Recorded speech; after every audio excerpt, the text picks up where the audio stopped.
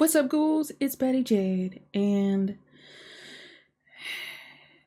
it's past the holiday season now, which means it's the new year, and it's almost that dreaded holiday, Valentine's Day, the day of the Valen, and if you're lucky, maybe you have a special somebody and you need to get them a gift. Or if you're like me, maybe you need to make them a gift. And maybe they're super duper special, like me, and, you can't just get them any sort of gift. So you need to make them some funky, fresh jewelry. And so, maybe they need some special jewelry. So I thought, why not make myself some special jewelry? Because I have nothing and no one. And I thought I'd make, a nice necklace with, showing off maybe some teeth so that my enemies know to stay away. Showing off some pearly whites, and I was like, oh, maybe a planchette necklace to go with that, because, summon their spirit back to the universe. This should be easier for me, because it's been a while since I've made something, since I moved, so let's get started. So I found transparent polymer clay, which was really great for teeth. It looks like almost exactly like teeth.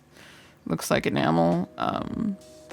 So that worked really well, but I saw one tutorial video using foil in the teeth, and it seemed like it worked fine. It didn't work fine. It was really dumb and it made a lot of problems, but I wish I hadn't seen that stupid video because it caused me a lot of problems. But I was doing it anyway, but I ended up having to redo a lot of the teeth without the foil. And the ones that I tried to fix didn't look good anyway, so I ended up really not even reusing the ones I fixed. So don't use foil. But here are the ones that I tried doing with the foil anyways. So I just tried sculpting around the foil, which felt dumb even when I was doing it, but I just kind of sculpted the teeth, made some of the roots around them. I sculpted some molars, mostly with my fingers, but then I used some clay tools. The best one was a rubber tipped one that I found. It was really good for smoothing the top and making little ridges, which was actually pretty fun. Making the molars was the funnest. I also made a few little flat teeth and a couple of canines to go with them, but the molars were the funnest to make.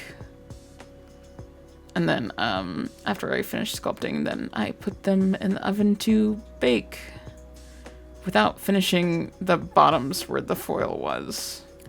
Oh, and I made one molar, a little skull molar, by giving it a couple of little eye sockets and nose holes, just because I wanted to make it extra creepy. So I have some silver 18 gauge artistic wire, and I'm just gonna make some pins to go in the teeth with this. And so I just used my looping tool for that, and you can use round nose pliers to do that too, but all you do is you make a loop at the end of the wire, and then you just leave a little bit of it straight at the end, and then just clip it off. And you just need a little bit, just enough to go down into the pendant that you made, and then just stick it into the actual pendant. And so that's what I did with all of the pendants. And here's a couple of the other teeth that I made. I think these ones are called incisors. They're just the little kind of flat teeth that you have up in front mostly. And then I think I made a couple of canine teeth too. Here's where you see where the foil is dumb. I tried to trim the foil away, and the second I did, the tooth just shattered. Yeah, I tried to trim it away with the pliers. In a couple of later frames, I even tried to pull it away with some of the pliers to just try to pull some of the excess foil away, and the same thing happens. The teeth just shatter. So yeah, the foil was a dumb idea. I tried to salvage some of the teeth by just doing this anyway, and then taking more clay and just repairing what was broken. Just reshaping, but I mean, it's transparent clay, so you can see even the foil through the teeth. So I'm not gonna over-explain, just don't do it this way. Just shape them out of the clay, just leave the foil out. Yeah. That's what I ended up doing later. So once I finished fixing and remaking most of the teeth, then it was time to add a little color. And so I took these chalk pastels, and I'm taking these mostly brown colors and a little bit of this kind of deep yellow. And I'm scratching some of this pastel clay, and I'm taking a paintbrush, and I started dusting on firstly, but I thought it just wasn't packing on a lot of color very well, and I don't have patience at all, so I actually just started getting them a little bit damp and getting the tooth a little bit damp and adding a little bit of dampness and packing it on with some water, which I don't know if that's essentially turning it into watercolors or what, but it started adding on a little bit more color. I think other people maybe just add on chalk pastels just as they are, but it doesn't work for me. I feel like it doesn't add on color enough. I feel like it doesn't add on anything, but once they get a little wet, it adds on a lot more color, so that's what I did. And yeah, it just added on some shadow, and I added on to the eye sockets of the skeleton molar, in the eye sockets, in the nose holes, and on top of the molar where the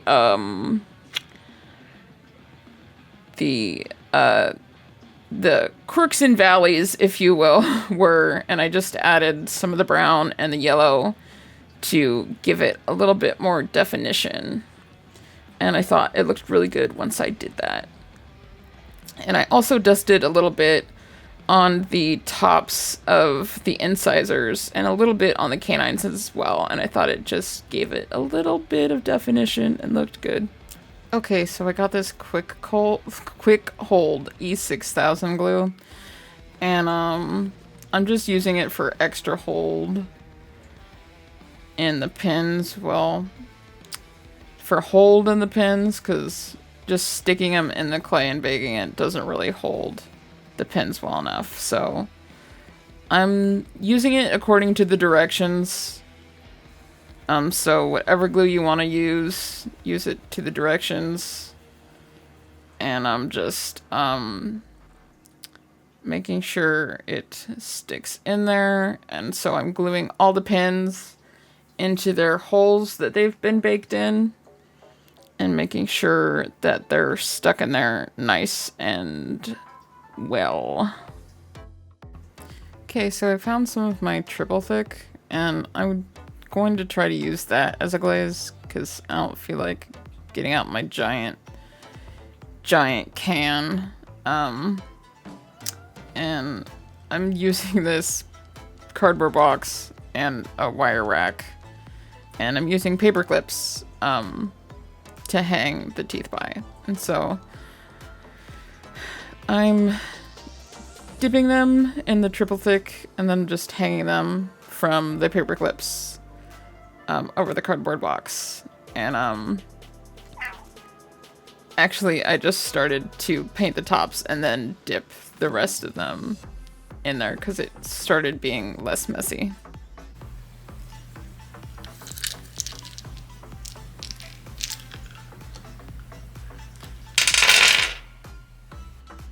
Okay, so now I've got this chain. I just found mine at Hobby Lobby. I think it's an 18-inch, and I'm just checking that mine fits good around my neck, and it fits good enough. It's a little tight, but it'll do. And I'm just checking the way I want the teeth to look around there too. And now I also decided I need to make some jump rings. And just make some loops and cut those with my wire cutters. And then just use those to attach the teeth to the chain. Yeah, just use whatever pliers you've got and close the loop with the teeth in the chain, and yeah, then they'll be nice and more dangly than just attaching them with your loop. They'll be nice and more dangly like this. Now I'm on to my next necklace, and I'm going to make a bead for this one. So I'm using some red clay, and I'm going to make a little heart bead, and I'm gonna give it a little eyeball in the middle, a little all-seeing eye. Cute. And this is going to be a rosary type necklace, so it's going to need 3 holes on here. It's going to need 2 holes up top and 1 hole on the bottom. So I'm going to give it that, and I'm going to scrape it off the table a couple of times while I'm working, just to make sure it's not going to stick on me. And I tried giving it a blue eyeball with clay while I was doing it,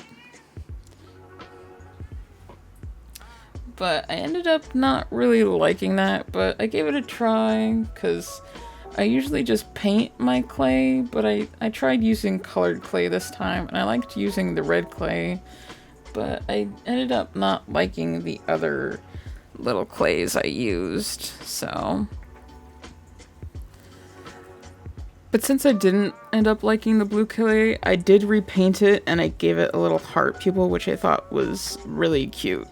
And then I coated it in triple thick. So this Valentine's Day Planchette pendant kind of inspired this whole necklace. And I also got these cute red heart beads to go with it. And I also got these cool gemstone beads, and it's going to be a rosary style necklace. Here's a rosary so you can kind of see what it's going to look like. And I've got my looping tool to make our first bead.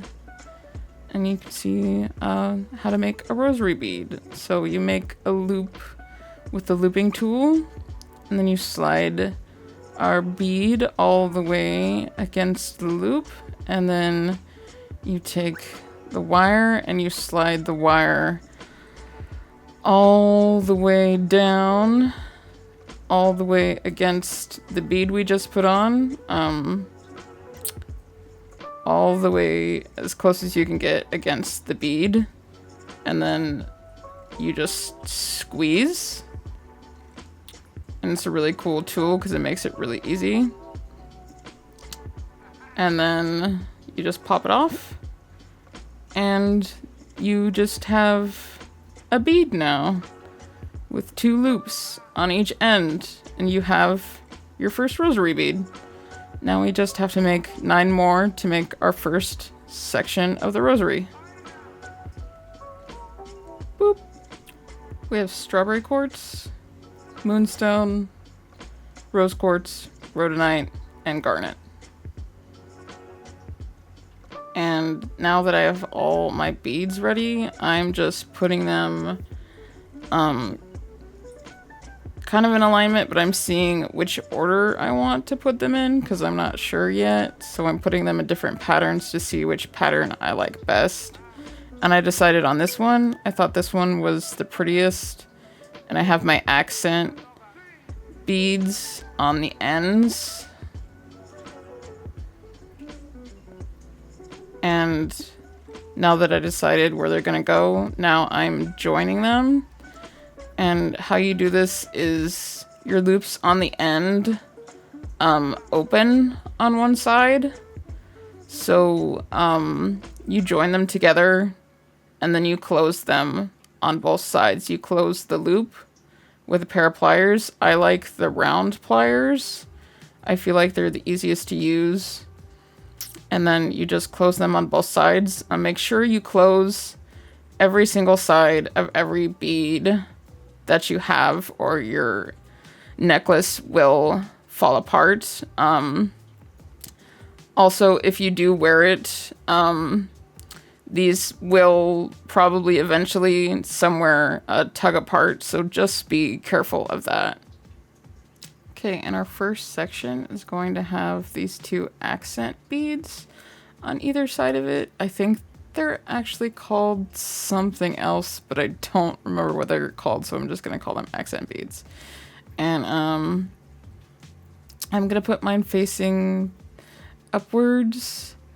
And yeah, you're going to have 5 sections of 10. So you're going to have 10 beads, if I didn't mention that. So you're going to have 10 beads, and you're going to have 5 sections of 10.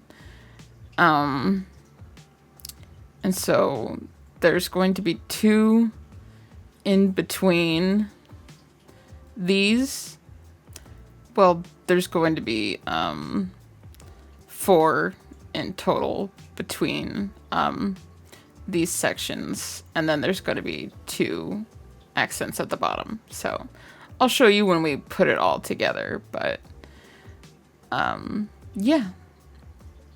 So here are our 5 sections and our 4 accents, and this is how we put them together. 1 across the top, and then 2 down either side, if that makes the most sense to you.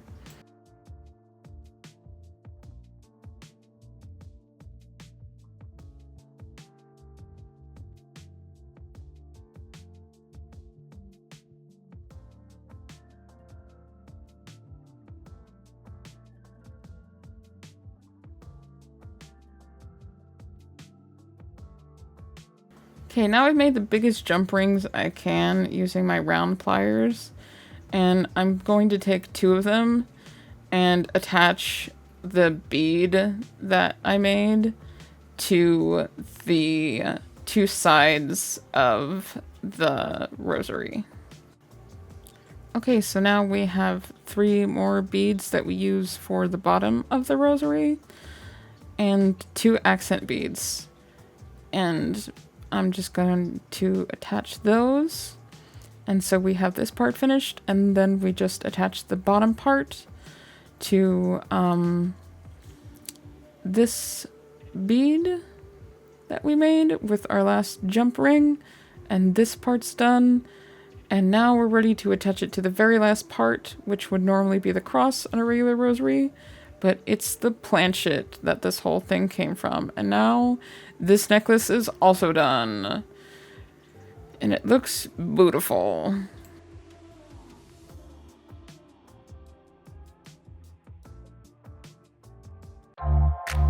Be it Valentine's Day or really any occasion, it's always nice to have that special someone who's always gonna come through with those extra special perfect gifts to give you.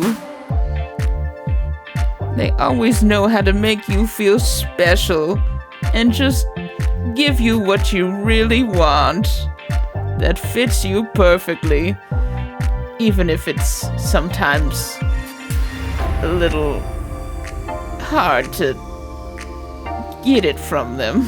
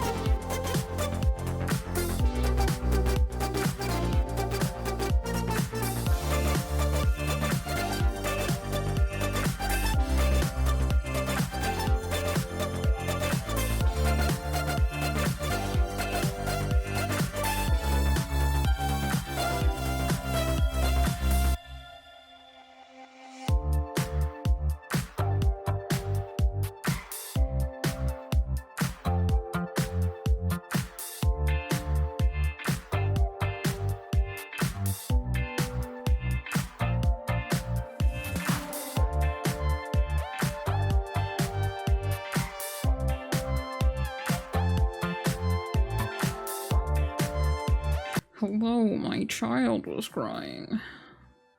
Welcome to the end of the video where we all cry. Yes, yes. Oh, thank you for the eye boogers. Ow, gross.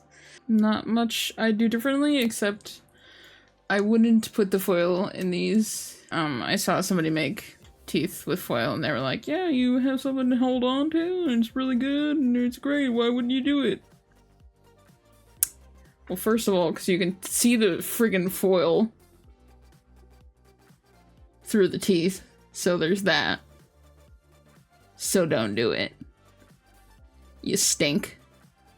Then you have to work around the stupid foil, and then it's just a pain in the ass. Just don't use the foil. They're too small. It's too hard to work around. It's just, it makes it a problem. I don't know, maybe the way they did it, it made more sense, but for what I was doing, it...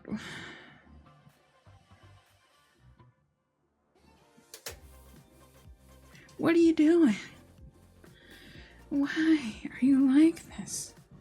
And then I look at you and you act like you're not doing nothing. I know you're doing something. But I was pleasantly surprised by finding out the transparent clay really makes the teeth look so much better. It's so much cooler than using just the white clay.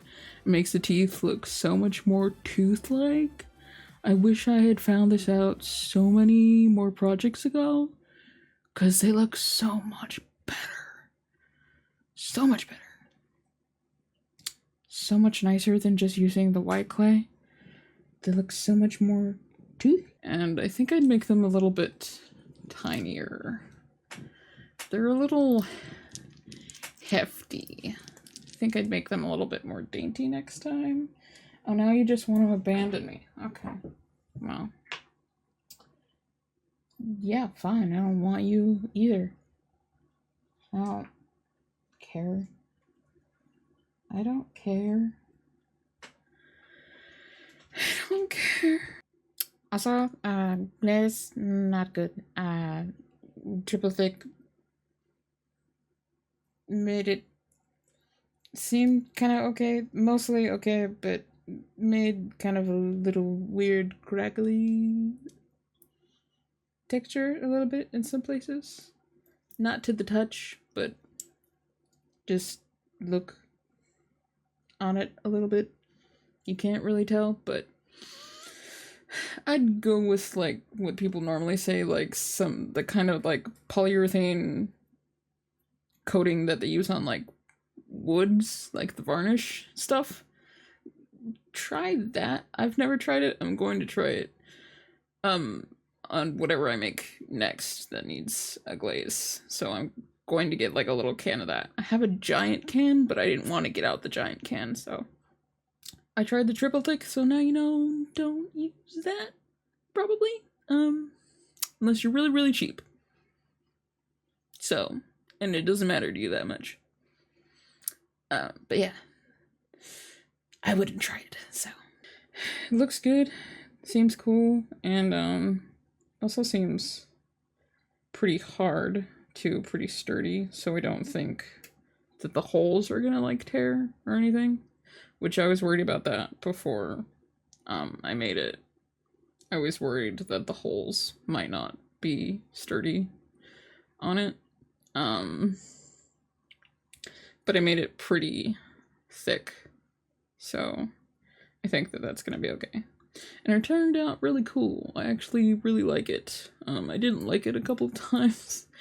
I didn't like it blue after I made it, which is why I repainted it, but I actually don't think I'd do anything different on this one.